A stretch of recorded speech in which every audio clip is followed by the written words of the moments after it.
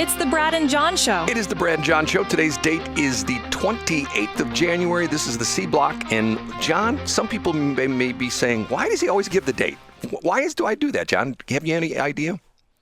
Yeah, I'm going to go out on a limb and say that sometimes folks choose to listen to us on their favorite podcast platform, be it Spotify or if it's, I don't know, Apple Podcasts, and also our YouTube channel. And that helps to give the date. And Brad, as you do a great job of reminding people, we are not some podcast. We're on a radio show. We're on a radio station. That's right. And if you want to essentially be on the radio, if you're a podcaster, you should download my course of Step Up to Radio. How's that, John? Nice plug. Yeah, hey, because you know what? To quote Brad Hildebrand in every promotional item he's ever done, it's time to take it to the next level. Take it to the next level. You want to be a podcaster? Go to podcaster.com. That's 5 R's at the end of podcaster. You want to take your announcing career to the next level? Go to stepuptoradio.com. John, thank you very much. I appreciate all your nice promos there. Thank you, Brad. Hey, where would we go if we wanted to figure out, if we were tired of getting stopped by the popo and we thought that we just didn't know proper protocol, where would we go to learn about it? Perfecttrafficstop.com. Perfecttrafficstop.com. And all you have to do is watch YouTube videos of these people doing the imperfect traffic stops and see how bad it comes off. And once again, my idea for this was my son, when he worked for a guy who was a police officer and decorated military veteran, who had my son help him teach concealed carry and then advance AR-15 rifle shooting, and they taught this as part of their concealed carry class, the perfect traffic stop. But you don't have to, Brad, if you want that information, you don't have to go sit in a boring classroom for hours. You can just go to perfecttrafficstop.com. Now, after I read one of your PDFs, Brad, which are totally worth purchasing, I would say, sometimes I'm so hungry and I think, I want a good meal, but I definitely want to get a discount. Where could I find a discount on a great meal in the St. Louis area? Well, you can go to johncombest.com. It's right there at the top. Yeah, you could get the intellectual sustenance you need there. But I'm looking for something, I don't know, maybe out by Labadee. Where would I find a great deal on that, you're talking about the Hawthorne Inn, snarfitup.com. Yes, $25 worth of Snarfitup or Hawthorne Inn goodness for only $12, less than half price. And by the way, a lot of people are happy with that. I mean, I have repeat customers that we do it every 6 months. Kathy, who runs and owns the Hawthorne Inn out there, is a very good supporter of the radio station. Been with us, God, probably 15, 16, 17 years. And if you've never been there before, have you, John? I did. I went there one time and I walked out in a huff because I keep telling them the only ambient music I want to hear comes from godsquad.cloud. They don't play it. And I said, listen, Kathy, I'm not coming here anymore. Even with my Snarf It Up coupon, I'm not coming here unless you play some of those cool AI jingles from godsquad.cloud. John, did you listen to my latest God Squad song? I did not, no. You won't listen to it at all? No, I opened it, Brad, and then I saw that it was like 4 minutes, and then I fast forwarded to like what I'm guessing was an attempt at a hook, and I was like, hey, for AI, this is pretty good mid-level slop. And to your point, though, Brad, with the point that you'll eventually make, you wouldn't be able to tell the difference between a low-effort lyric song that you produce and something you would probably hear on Joy 99. Like, it would be hard if you did a blind test to tell the difference between your low-effort lyrics and ones from a professional Christian artist.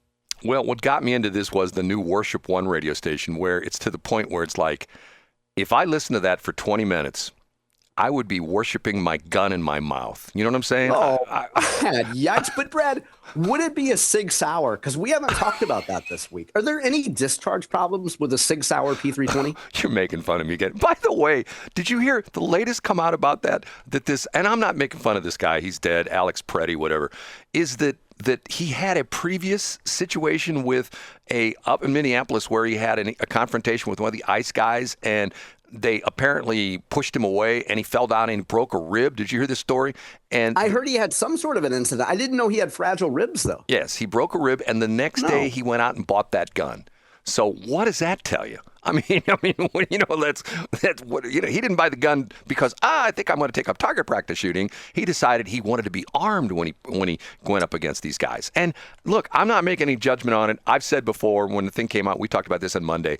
I said, looks like a bad shoot to me. And it's even to the point where if you've seen the national headlines, Trump actually got grilled on this the other day. He didn't come out and say it, but he almost came out in so many words and said, yeah, wasn't a very good shoot. And he went after Kristi Noem because of the fact that she came out and said, and when I heard this, I thought to myself, OMG, this is like, what is she taking a lesson out of the Democrats' playbook? She says, "Well, he was there to commit murder of the ICE agents, and he had two 15-round magazines. He was going to kill 30 ICE agents. That's what he was there for. He wasn't there to protest. He was there for mass murder." I'm going like, how in the world does she know that? That's the same crap that the Democrats would put out. You know what I mean? And wouldn't you think that? I mean, my speculation there, and I'm not a mind reader, but would be that maybe she thought that that's what Trump wanted to hear.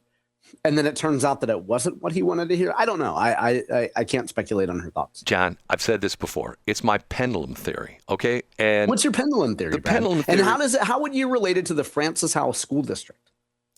Because you got the crazy nutbag Republican, ultra right wing like the Jane Pushkars, who all they care about is what books in the library, and she even violates, Francis Howell purchasing procedures and hires one of her buddies to go investigate the library. I say, shut the library down. Who needs a library anymore? Mom, I'm sorry, I'm looking up to the sky. Mom, I'm sorry I said that, but she's shaking her fist from down below. Yes, but John, once again, who needs a library anymore? I mean, like I told you the story. I know people that live out, in that area out there. And by the way, How many times can you interrupt yourself in one thread, Brad? Can I say something that? Please do. Okay. Does this have to do with Klondike Park or a library? No, it has to do with the old Chesterfield Mall. John, where are the tree huggers when you need them? I don't know if you go around the backside of Chesterfield Mall. If you drive around Chesterfield Parkway, it's like a great big circle. I do. I go there to look at the beautiful assortment of Teslas that are parked in the lot. No, but if you go on Chesterfield Parkway from Highway 40 on the west side, it would be. So in other words, you're going away from City Hall. Let's say you're going west and 40. You make a left turn there on Chesterfield Parkway, and you go left. As you go down Chesterfield Parkway, ultimately to meet Clarkson Road there. The new owner of Chesterfield Mall has chopped down probably 100 trees. They're gone. I know, it's great, isn't it? We have better visibility now. Where are the tree huggers when you need them? Where are the tree huggers when you need them? I heard that there was a reverse-tail squirrel. I learned about that this week on the Brad and John show. And I heard the reverse-tail squirrel has moved to different locales. I heard they actually moved out to Hamburg. John. Where do I go from here? We got 4 minutes left. What do I do? Yeah, hey, the first half will be titled BGH for Brad's greatest hits on pendulums and the Sig Sauer. Okay, my point, I'll go back on target again, or on message again. The pendulum swings back and forth. You got the nutbag Democrats who swing it way over to the left, and everybody goes, oh, this is crazy. We don't need this stuff. And then you got the nutbag Republicans that swing it way over to the right, and everybody goes, oh, this is crazy. We don't need this kind of stuff. And it just goes back and forth and back and forth and back and forth. And unfortunately, I mean, it's probably, hold on a minute. I have to clear my voice. And also, you know what else I have to do? I have to rattle my little Debbie. Yeah, you should definitely rattle one of those things while I purge the junk mail that's on my desk. Go ahead, Brad. I'm saying right now, I think that the Repubs are going to lose the House and the Senate. I think that's going to happen. I really do. That's strange, Brad, because every midterm election in modern history, the party in power, the party that is out of power, may have a tendency, I don't know, to flip a House and a Senate. What a daredevil take you have there, Brad, that Republicans are going to lose either the House and or the Senate this year. Well, there's been like 50 reps who are retiring. What does that tell you? They're going, we don't want to stick around here. We don't want to be the minority party. We want to flex our muscles. We want to be like Dave Schatz, who's essentially saying, yeah, you want to come to the Congress? Bring your receipts with you. Otherwise, you ain't getting in. You know what I'm saying? I heard a great radio show the other day.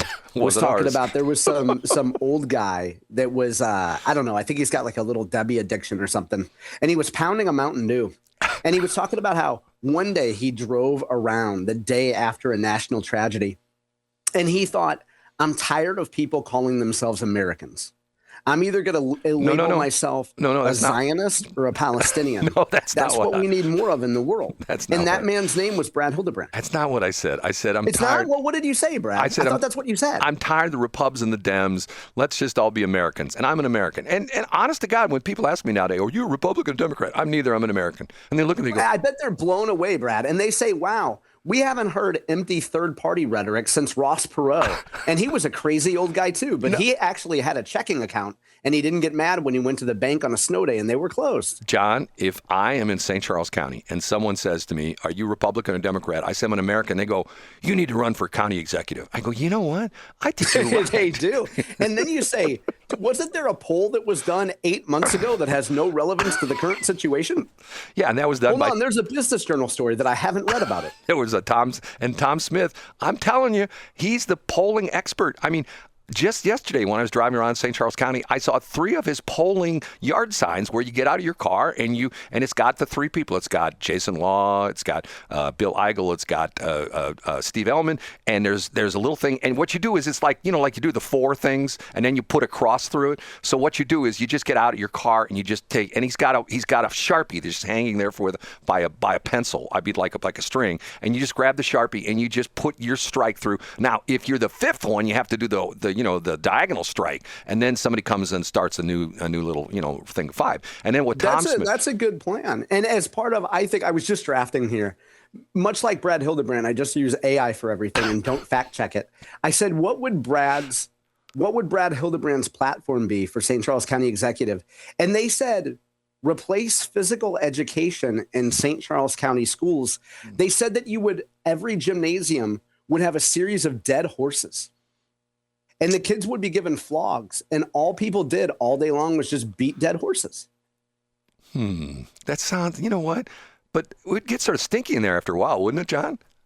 It would, but then you could call St. Louis Skylights, which is where Bill Eigel's going back to in 2027. He's going to be both county executive and he's going to run STL Skylights. They used to advertise. Let me tell you how long I go back to them. We know, Brad.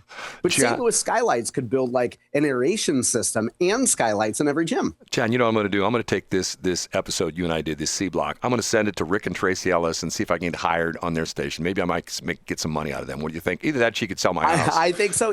Worst case scenario, you get a great deal on a new starter home. There are no more starter homes. They're all gone. That's right. Not in St. Charles County. Hey, you can thank Shelley Barr and Connie Bobo for that. And what's the guy in St. Louis County who's the St. Louis city? What's his name? Banjo? Hey, Banjo Papula. I don't know why I'm doing it Italian, but I'll teach you to play the banjo. John, say goodbye. See you, Brad.